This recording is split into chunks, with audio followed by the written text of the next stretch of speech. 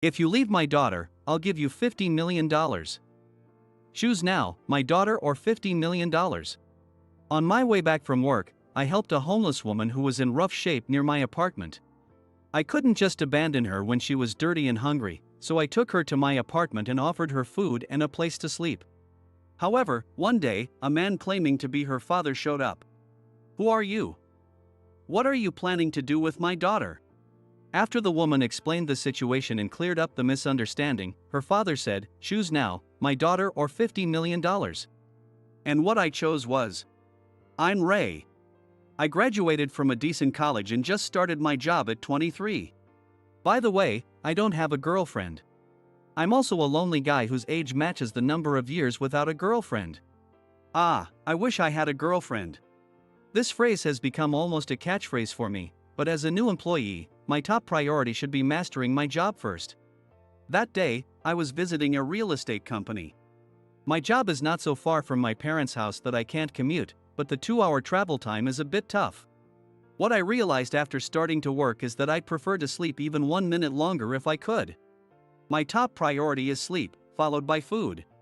Considering the money saved on commuting could be used for rent, I decided it was worth it.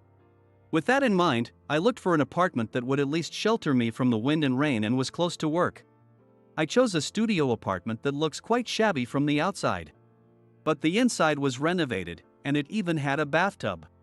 Still, it's an old, shabby apartment. But for a single guy, that's just good enough. I didn't mind too much and have been living there for almost 6 months now. I've finally gotten used to the job, and despite being busy, I was having fulfilling days. One day, when I had to work late, which was unusual for a non-peak period, I was walking back home down a dark path. I heard a rustling noise. I stopped and listened closely. It seemed to be coming from the bushes nearby. This area isn't quite the city center, but it's not rural enough for foxes. The wind wasn't strong enough to rustle the bushes, so something must have touched them. Is it a stray dog or cat? It was my first thought, but then I imagined something scarier. What if it's a weirdo? Not to brag, but I'm not confident in fighting at all. Still, I held my bag like a shield and focused on the bushes. Then, I heard a louder rustling noise. The next moment, something big fell out of the bushes. Huh? A person? I let out a pathetic cry and took a step back, but upon closer inspection, it seemed to be a human. A human? It's even a woman? Thank goodness. At least it didn't seem to be a weirdo. She was dirty and her hair was messy, with what looked like twigs stuck in it. I felt bad, but I stared at her closely. Her face was dirty, and her hair was greasy, clearly unwashed for a while. Her hair was tied back haphazardly, but there was no getting around the unclean impression. And she was extremely thin. Even the women in my department who are on diets aren't this thin. Are you okay? This woman might be homeless. I don't want to get involved in anything troublesome. I said a few words to her and was about to leave. But after taking a few steps, I thought to myself, I would be leaving a person who collapsed right in front of me. Would I regret this later? Would I feel guilty? Before I knew it, I was kneeling beside her, helping her up. The woman looked at me with wide eyes and started to cry. Seeing her tears, I felt a strange, captivating sensation. Can you stand up? I'm sorry. It's very embarrassing to ask a stranger this, but, yes? Could you please give me something to eat? I was quite surprised by her request. I thought she was thin, but it seemed she hadn't been dieting by choice, she hadn't been eating properly. There must be some reason. From our brief conversation, she didn't seem like a scammer or a bad person. After some hesitation, I decided to take her to my apartment. Unfortunately, I didn't have any food with me, and I didn't think giving her money was a good idea. Please, make yourself at home. Thank you. In my not-so-clean apartment, the woman hesitated before sitting on the sofa. I handed her some lightly toasted bread I had bought for breakfast and a glass of orange juice. She looked up at me, and when I said go ahead, she quickly devoured the food, clearly very hungry. I wondered if it would be enough, but I didn't think about cooking something else. After satisfying her hunger a little, she looked at me again and appreciated politely. Thank you for the meal. It was nothing. I will definitely repay you someday. I'm sorry to impose, but I should be going now. As she tried to leave, I instinctively stopped her. It was already late, and I didn't think it was right to send a woman out at this hour. It's already late, so you can stay here tonight. Ha! The bathroom is over there. I'm sorry it doesn't seem clean, but you can sleep here. But I can't impose any further. I wouldn't feel right letting you leave now and something happening to you. Stay here tonight, and we can figure things out tomorrow. She listened quietly, thought for a moment, and then said softly, "Okay?" She then nervously followed my suggestion and took a bath. In the meantime, I changed the bed sheets to fresh ones. I couldn't let her sleep on sheets I used, especially since it had been a while since I changed them. After enough time had passed, she came out of the bath. Oh! I was shocked and had a hard time hiding it. The woman, now clean, looked like a completely different person, beautiful and radiant. She sat on the sofa in the same spot and said something unexpected. "Thank you for saving my life. As a token of my gratitude, please do what you want with me." Honestly, her words did stir something in me. She was very beautiful, and the scent of soap was inviting. But that's not it. I didn't help this woman and offer her a bath and a place to sleep for that reason. I'm sorry. My actions seem to have caused a misunderstanding. Ha! I didn't mean it like that. I just couldn't abandon someone in need. With those words more. Are you good at housework? Well, I'm fairly decent at it. Then, could you help with the housework? I can't cook, and I'd appreciate more meals like the one you made. She smiled slightly at my words. All right. I'll stay for a while, then. She accepted my offer and introduced herself as Emily. Well, I'm off to work. Here, take this. What's this? The spare key, some money for groceries, and some cash for any personal items you might need. If there's anything else, let me know when I get back. After making sure she had taken them, I said, I'll be counting on you, and left for work. That night, when I returned home, I thought I entered the wrong apartment. The place was incredibly clean, and a heartwarming meal, though not luxurious, was prepared with the groceries she had bought. She had even prepared the bath. For the first time since leaving my parents' house, I felt a sense of relief and comfort upon returning home. Emily, can I ask why you were in that situation?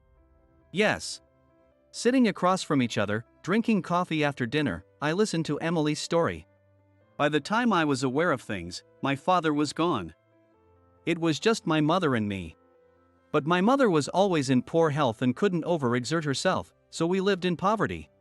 When I first met her, I thought she might be extremely poor, but hearing this confirmed it. But my mother had to work to support us, so she pushed herself despite her health. Because she was working, I took over the housework. I've been cooking since I was in elementary school. Since you were that young. Yes, so I'm good at budget cooking. Emily said, a little embarrassed but also proud. But then, her expression suddenly darkened. I wondered what was wrong, but the answer came immediately. But eventually, my mother collapsed. After 2 years of battling illness, she passed away a year ago. I was still in high school at the time. We were poor, so I attended school on a scholarship, but everything was at its limit. I could only imagine. Even in a normal household, losing a mother is a huge event. I managed to graduate from high school, but all that was left were debts. You used the money for your mother's medical bills? Yes. Fortunately or unfortunately, we owned a house, so it was sold to pay off the debt. But all our belongings were taken. And I was left with nothing. Losing all the memories with her only living relative, her mother, must have been unbearable. Even if it was unavoidable, the despair would be immeasurable. The only thing I managed to keep was my mother's grave, which is located in a shared place at a church. She told me that. After graduating high school, I worked part-time jobs, but with no relatives, I faced harassment from former colleagues.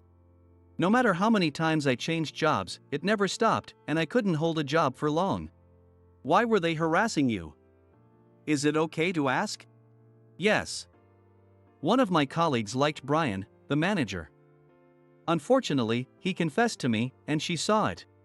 Wow. That was a bad timing. Her insults were along those lines, so I think that was the reason. No matter where I worked, she found me and harassed me. Because of that, I couldn't work in customer service. Even working behind the scenes, rumors spread quickly, and I kept getting fired. Hearing her story, I understood why Emily had ended up in such a state. We need to do something about this. Yes. I'm off tomorrow, so let's go talk to that colleague together. Is she still at the place where Brian works? I think so. Let's have Brian present and talk to her. If she continues to harass you, we'll file a complaint with the police. We need to handle this properly. Okay. And we'll get her to write a statement. If necessary, we'll mention how her actions forced you to keep changing jobs and disrupted your life. And ask for some compensation. Is that really necessary?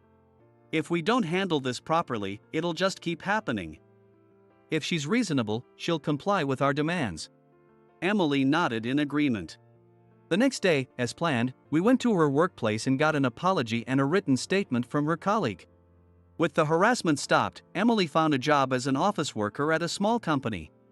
Feeling more secure, she tried to leave, but I stopped her. Why don't you stay until you save up a bit more? Okay.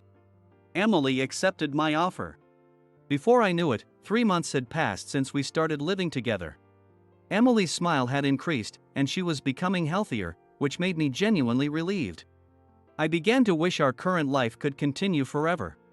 We started to become more relaxed with each other, and our relationship was somewhere between that of a married couple and siblings. But we were very close. Of course, it was a purely platonic relationship. Over time, I started to fall in love with Emily. I often found myself thinking about wanting to be with her. But our beginning was not normal.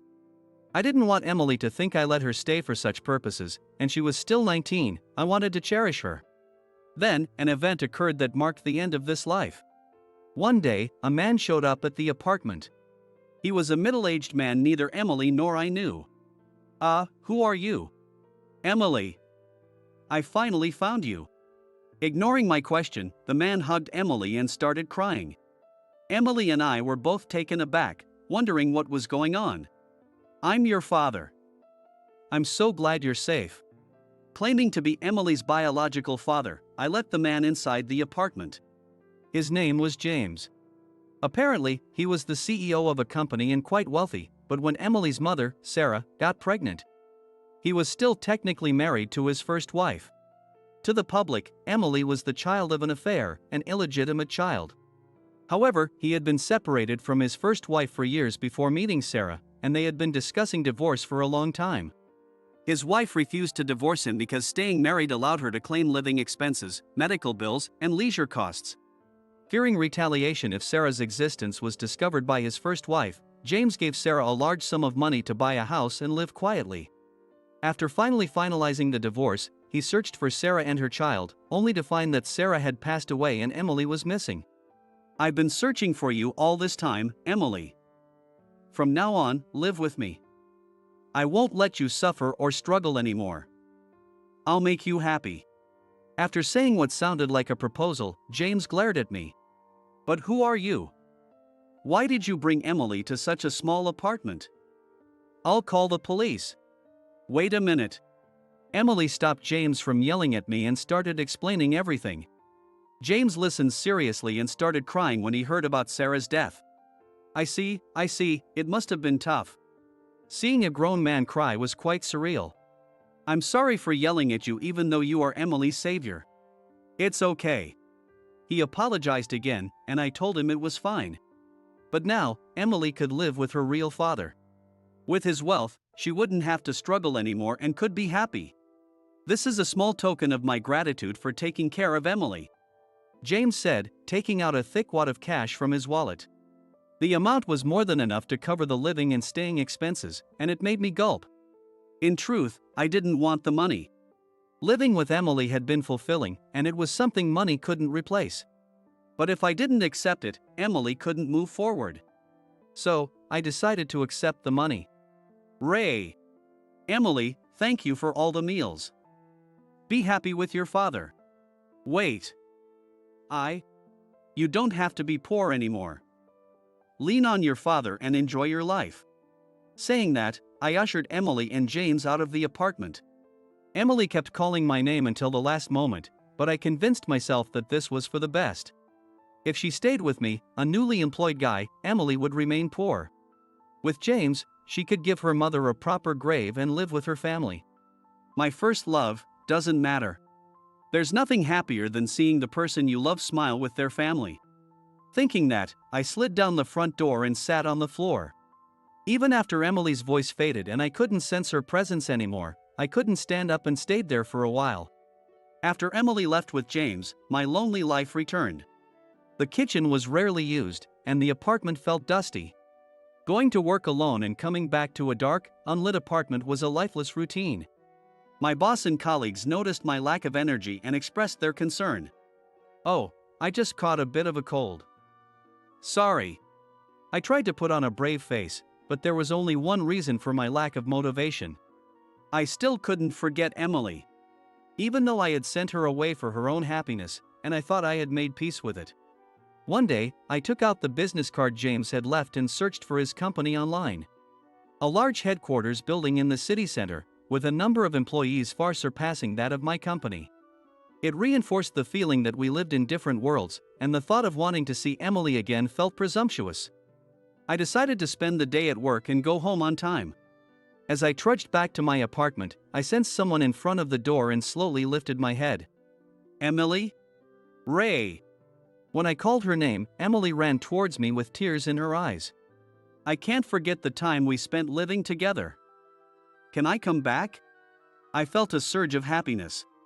I wanted to take her hand and say, "Let's live together." I can't. But I held back at the last moment.